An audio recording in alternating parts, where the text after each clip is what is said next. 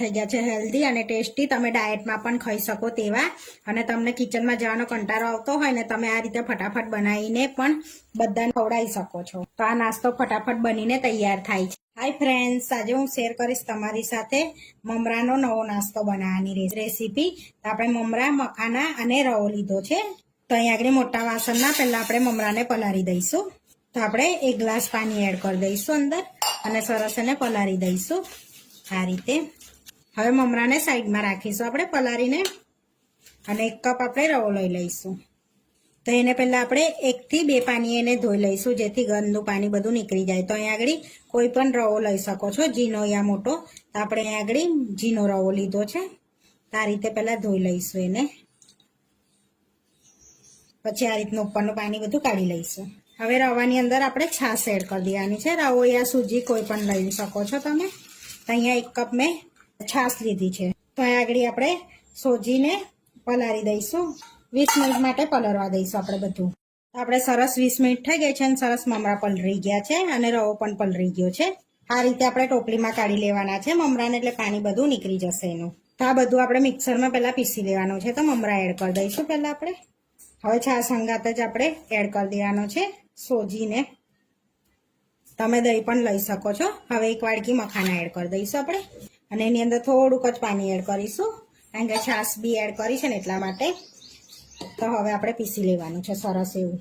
તો સરસ આપણે પીસી લીધું છે એને. હવે આ રીતના મોટા બાઉલમાં કાઢી લઈશું આપણે.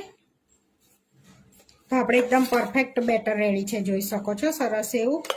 હવે એની અંદર પાણી પણ એડ કરવાની જરૂર નથી આપણે, કે છાશ પણ એડ કરવાની જરૂર નથી. તો એકદમ પરફેક્ટ બેટર આપણું બનીને રેડી છે. હવે મીઠું એડ કરી દઈશું એની અંદર. તો સ્વાદ પ્રમાણે મીઠું એડ કરવાનું છે આપણે, અને મિક્સ કરી લઈશું હવે. અને હવે આપણે એના ઢોસા યા પૂડા ગમે તે કહી શકો છો, અને નવો નાસ્તો પણ કહેવાય છે, તે બનાવી લઈશું. હવે એની પર સ્પ્રિંકલ કરવા એક મસાલો આપણે તૈયાર કરી લઈશું. તો 1 ચમચી ચાટ મસાલો એડ કરીશું, અડધી ચમચી લાલ મરચું એડ કરીશું, સ્વાદ પ્રમાણે મીઠું એડ કરવાનું છે. તો સંચળ લીધું છે અહીં આગળ આપણે. હવે બધું હાથેથી આપણે સરસ મિક્સ કરી લઈશું. તો એક મસાલો તૈયાર થઈ ગયો છે. તો આ મસાલો ઉપર સ્પ્રિંકલ કરશો ને તો એકદમ ટેસ્ટ એકદમ જોરદાર આવશે, અને તમે ડાયટમાં પણ આ ખાઈ શકો છો નાસ્તો. તો આપણે એક મસાલો રેડી થઈ ગયો છે. આગળ આપણે પૂડા બનાવવા માટે નોનસ્ટિકનો તવો લઈ લીધો છે. તો તવો ગરમ થઈ ગયો છે. તો એની પર થોડુંક તેલ સ્પ્રિંકલ કરી લીધું છે આપણે, આ રીતનું લગાડી લેવાનું છે. હવે તવો ગરમ થાય ને એટલે એની અંદર આપણે બેટર એડ કરી દેવાનું છે આ રીતે.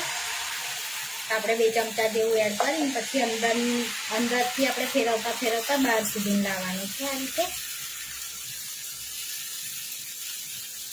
હવે આ રીતે ફેલાઈ લીધો છે. હવે એની પર થોડીક ડુંગળી એડ કરીશું આપણે આ રીતનું, અને ધીમા તાપે આપણે ગેસને ધીરો રાખવાનો છે આ સમયે.